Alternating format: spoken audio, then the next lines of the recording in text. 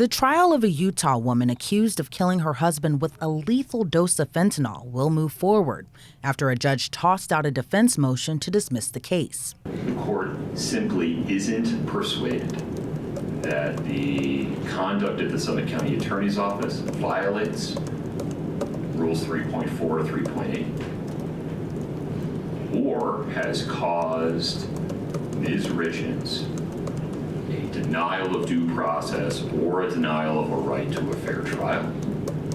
The court is confident that it can preside over a sufficient or dire process to ensure that Ms. Richins does in fact receive a fair trial. In a packed courtroom, Utah mother of three Kouri Richins appeared in front of a Summit County judge after her defense team filed a motion to dismiss the case based on allegations of prosecutorial misconduct. The defense motion stems from a recent filing from the state, which has infamously become known as the Walk the Dog letter. The problem with the state's characterization over and over and over again, and in fact it got progressively worse or progressively more definitive in their statements that she is guilty of witness tampering, and that's the narrative that the media has picked up. And I think that's the violation of the rule, not, if they had charged her with it, you're right, we would still have to deal with it. And perhaps there would be some press surrounding it. But we would also then have the opportunity to refute that or go through due process rights. But by just saying she was guilty of it, and by saying she was guilty of it is bad. By saying she witness tampered as a consciousness of her guilt is worse. By saying she administered the fatal dose of fentanyl is worse. And they're tying all of this together. The 6-page handwritten letter was found by authorities in September inside Richins' jail cell, allegedly written out to Richins' mother, Lisa Darden. According to prosecutors, the letter contained instructions to Richins' brother to falsely testify at her trial. The prosecution asserts the letter contains instructions for Richins' brother to repeat a false narrative suggesting Richins' late husband, Eric, went to Mexico to buy pain pills and fentanyl. Richins is accused of giving her husband a fatal dose of fentanyl. Prior to her arrest, Richins authored a children's book on how to deal with grief. Then she made national headlines when prosecutors charged her with her husband's death. But Richins and her defense team claimed the letter was just an excerpt of a fictional book she is writing about her stay in a Mexican prison.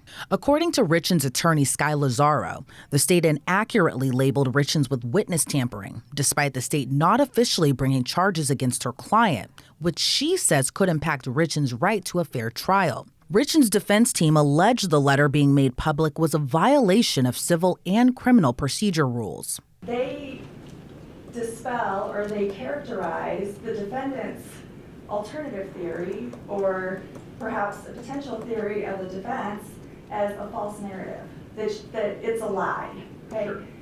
Which completely diminishes the credibility of anything we say. And then they've gone on to say, and all of her witnesses are lying, and she's telling her witnesses to lie. So now we're in a position where anybody we put up there, a jury pool is going to say, well, she witness tampered, so obviously these people are lying. And the state's already said that anything she says is a false narrative because it doesn't fit their theory. That's a problem, and the rules specifically prohibit the state from commenting on the theory of the case or on alternative theories of the case, or on the credibility of witnesses. When you go so far as to essentially say she's guilty of witness tampering, and because she witness tampered, she committed murder, and the Today Show pulls a snippet and puts it by her face that says she told these people to lie about whatever it is, that's a problem. And I think that goes a step too far. Yes, we can all effectively advocate. We're going to do it through briefing throughout this case, I'm sure. But I think there's a line in what you can say, and I think the rules are very clear on it. And when the state starts making conclusory statements about her guilt, about the credibility of her witnesses, about her credibility, about my credibility, I don't think, and then the narrative becomes, and the comments that we've pulled are, she's guilty, she's, why are we even doing this? This is just a box to be checked. Like, these are local comments. And yeah, you're probably gonna get some of those, but the state has taken it a step too far. But according to the state, they're not in the wrong because the letters are public record. It is fair argument, fair advocacy based on facts in the record today. And that's an important point here, is that consistent with First Amendment jurisprudence on public access, consistent with the court's rulings on public access, these are public debates. These are the debates where the state makes its case in a filing, and the defense has an opportunity to rebut that case in the filing. They've just rebutted it, not only in their prior filings, but right here, right now at this podium. And that is fair litigation. That is how cases are litigated in criminal courts throughout Utah every single day. The prosecution acknowledges jury selection will take longer due to national headlines being made of the case, but asserts the court is well equipped to find an impartial jury. Summit County Court set a jury in the Gwyneth Paltrow matter that received tremendous publicity. The court was right to note that much of this publicity is both national and international. More so probably than Summit County. I can think of two pending cases before this court, one civil, another criminal, that are receiving as much local ink as this case. And the court will see Summit County juries in those cases as well. The judge ultimately denied the defense motion to dismiss Richins' charges, stating the prosecution acted in their professional right to release the infamous letter. When viewed in isolation, these comments raise concern that they would cause undue prejudice by tainting the view of potential jurors in Summit County, the state of Utah, nationally, internationally, regarding Ms. Richins, her credibility of her counsel, and her ability to defend herself in a fair jury trial.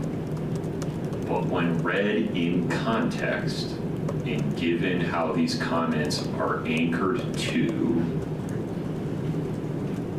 evidence in the record and motions made by the parties, these comments are within the bounds of professional conduct under Rules 3.4 and 3.8. These are examples of permissible advocacy on behalf of the state in support of its request for things like further limitations on Ms. Richins' ability to discuss, contact, correspond with certain family members, and also in response to arguments made by defense counsel related to other litigation topics.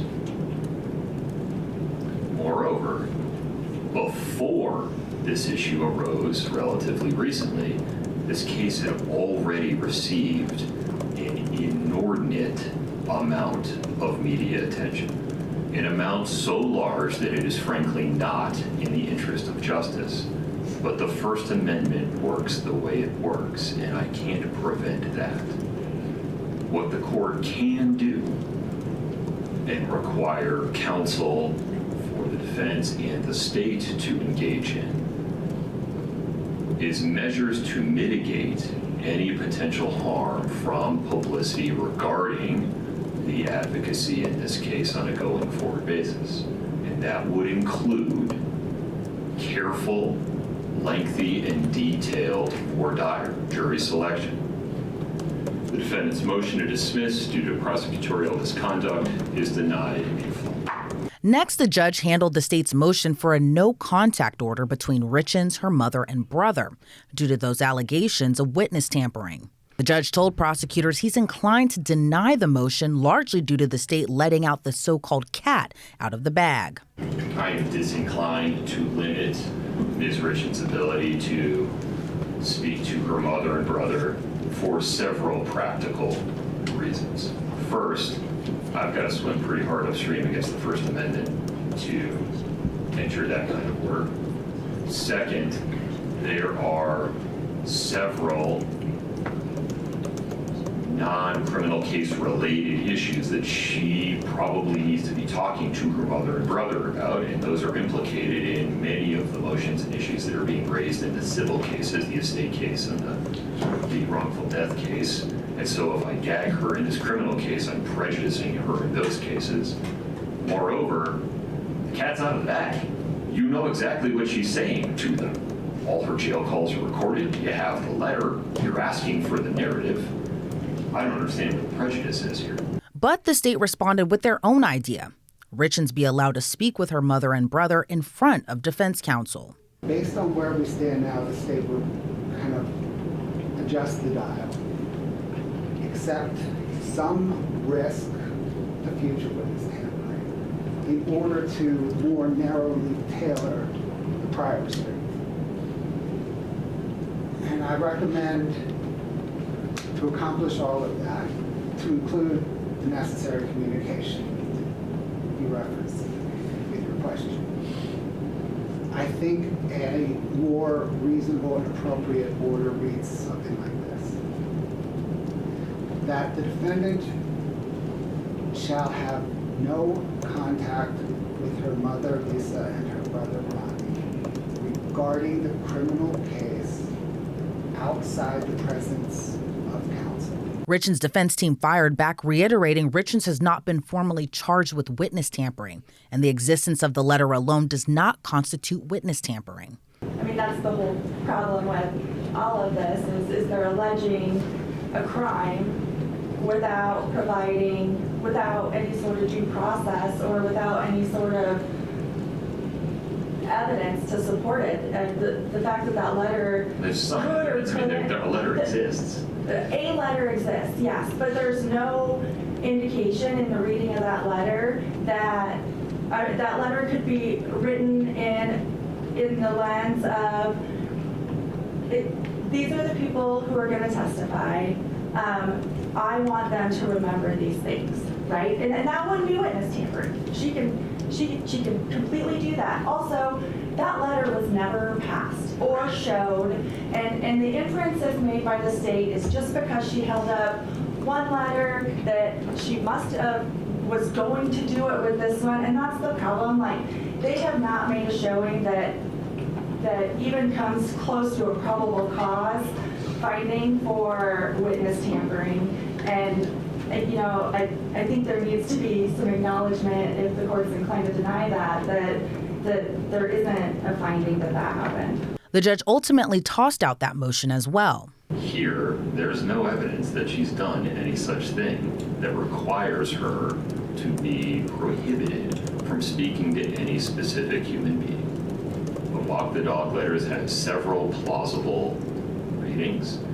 It does not include any threats whatsoever or any other kind of communication that would typically justify a prior restraint on free speech.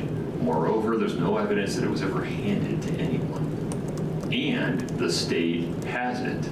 So to the extent they need to cross-examine a witness or impeach a witness with its contents at trial, they would be able to do so absent some other ruling by the court excluding the letter or suppressing the search that found it. Moreover, the status quo is that defendants' communications with everyone except her lawyer are monitored.